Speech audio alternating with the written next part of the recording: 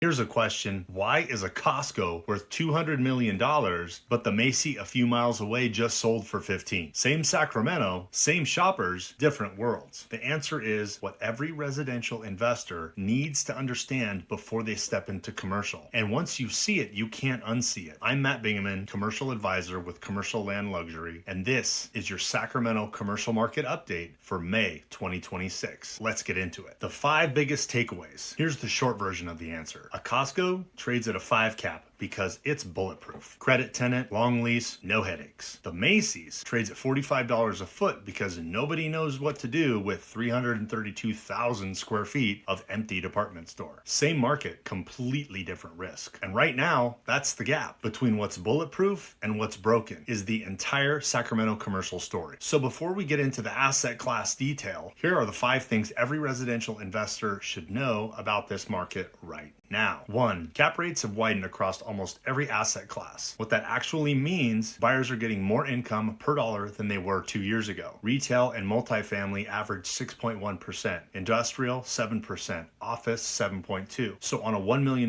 building, the buyer is collecting roughly $61,000 to $72,000 a year in net income versus closer to $40,000 back in 2022 pricing. The properties got cheaper. Nobody's celebrating yet, but they should be. 2, vacancy is climbing across retail, multifamily, office, and industrial. Industrial actually went negative, 670,000 square feet handed back over the past year. Tenants moved out faster than new ones moved in. Landlords are negotiating on rent and concessions in a way they weren't 2 years ago. If you're a buyer with cash and patience, this is your environment. 3, triple net leases are the only thing still selling tight. Single tenant gas stations, quick service restaurant pads, drive-throughs, those are trading at 5.1 to 5.3% cap rates because 1031 exchange buyers are still chasing replacement properties and there isn't enough inventory. Same buyers, fewer properties, prices stay firm. Everyone wants the bulletproof deal. 4, multifamily metro is paused. Downtown Sacramento is something else entirely. Citywide, multifamily vacancy is 7.3%. Downtown alone is 11.2%. Recent downtown lease-ups are giving away 5 to 12 weeks of free rent just to fill units. State worker return to office keeps slipping, and until it lands, downtown stays soft. 5, the foothills and secondary markets are quietly winning. Outer Placer County office vacancy is 0.4%. Industrial up there is the highest rent submarket in the entire metro at almost $21 a foot. Lincoln retail under construction is 80% pre-leased. The story right now isn't in the urban core, it's at the edges. And most brokers are still looking the wrong direction. Now, let's get into the asset classes. Sacramento retail just had its largest dump of vacant space onto the market since 2022. About 500,000 square feet in the first quarter alone. Most of it came from Amazon Fresh and Rayleigh's closing locations. Even Costco opening a brand new 165,000 square foot box in Outer Placer County wasn't enough to keep up. Vacancy now sits at 5.8%. Asking rents are around $24 a foot, down 0.5% year over year. More empty storefronts than 2 years ago, and landlords are actually starting to negotiate. But here's where it gets interesting. Cordova Village Shopping Center just traded for $20.25 million at a 6.3% cap rate, fully leased to Safeway and Bank of America on triple net leases. That means tenants cover property taxes, insurance, and most of the maintenance. That deal throws off about $1.275 million a year in net operating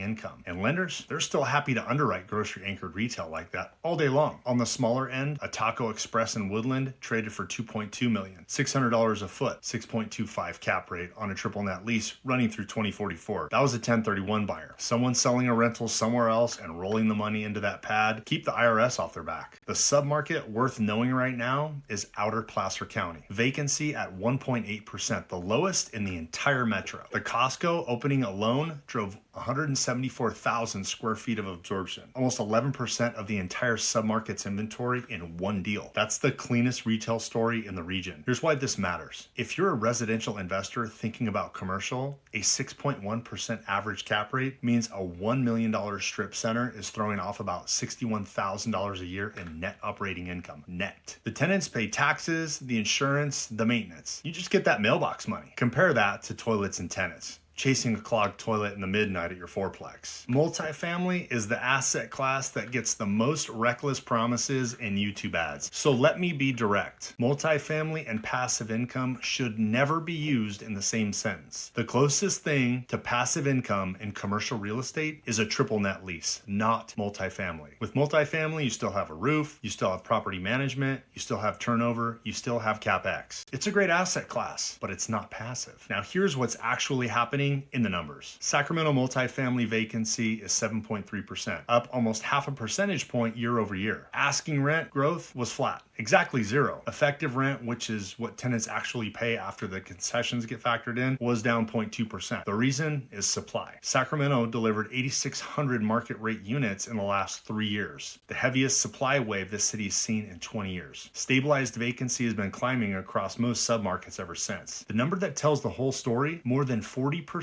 of multifamily properties in Sacramento are offering free rent right now. 2 years ago, that figure was under 10%. It's a renter's market and a buyer's market at the same time, which doesn't happen often. Greystar just bought Monticello at Southport plus 850 on the Avenue in West Sacramento for $94 million combined. The seller, EQT Real Estate, paid $122 million for those same buildings in 2022. A 23% loss in 3 years? That's the institutional benchmark for what repricing looks like in this market. Cap rates average 6.1% across multifamily, with most stabilized deals trading in the 5 to 6% band. Here's why this matters. If you're a residential investor thinking about commercial, the math on a 5 to 20 unit building isn't that different from what you already know. Just bigger insurance premiums, stricter lender stress tests. But the honest answer on multifamily right now is this. If you want easier money, go triple net. If you want appreciation and you've got the stomach for the operations, this is the year buyers actually have leverage on sellers in a long time. Just don't let anyone sell you on the passive income story, because it's not true. Downtown Sacramento multifamily is its own conversation, and the numbers tell you why. Vacancy downtown is 11.2%, almost 4 full percentage points higher than metro-wide. Asking rent growth is negative 0.3%. Recent lease-ups at the new towers are giving away 5 to 12 weeks of free rent just to fill the units. The Bernice and the Haley, both 2024 deliveries, are doing exactly that. The AJ, the 345 unit rail yards project that opened mid-2025, offering 2 months free rent and 6 months free parking just to get tenants in the door. The reason it's this soft comes down to one thing: state worker return to office. The 2026 target keeps slipping, and most of downtown's renter base is single-person households. Over 75% of the inventory is studios and one-bedrooms. Let's face it, when state workers don't need to be downtown Monday through Friday, demand for those small units softens fast. Rent growth flatlines. Aviva, Midtown, is the deal that tells the institutional story. 118 units sold for $40.2 million, about $340,000 a unit. The seller paid $449,000 a unit back in 2017. That's a 25% value drop in 7 years on a downtown asset, and that is your benchmark for where downtown pricing is right now. Here's why this matters. If you're a residential investor thinking about commercial, a downtown deal and a Roseville deal look like the same asset class on paper. Both are multifamily. They are not the same bet. In Roseville, you're betting on a suburban household formation and a family demand. Downtown, you're betting on whether the state actually pulls 60,000 workers back into capital area offices. Two completely different bets, two completely different cap rates, two completely different timelines for getting your money back. If your broker shows you both deals at the same cap rate, ask why. Office in Sacramento is a story of two markets, and you have to understand both before you make any moves in this asset class. Government anchored downtown is one market. Everything else is something different. Sacramento downtown vacancy is 10.9%, and Sacramento is the only major California CBD with sub 15% office vacancy. The reason is simple. State government owns or occupies roughly half of downtown's office inventory. That's not health. That's a captive tenant. Outside of government, new private sector leases are mostly under 5,000 square feet. 2/3 of all office leasing volume in Sacramento is now in deals that small. The highest share in 5 years. The private tenant doesn't really exist here anymore. Two deals that tell the whole story. 520 Capitol Mall sold for $22.3 million, $276 a foot, and 8.4% cap rate to the California Housing Finance Agency. The seller paid $28 million for that same building in 2016 and took the loss. Quasi-government rescue capital is what's buying right now, and that sale was the highest downtown price per square foot in 3 years. Now compare that to the HP campus in Roseville, 308,000 square feet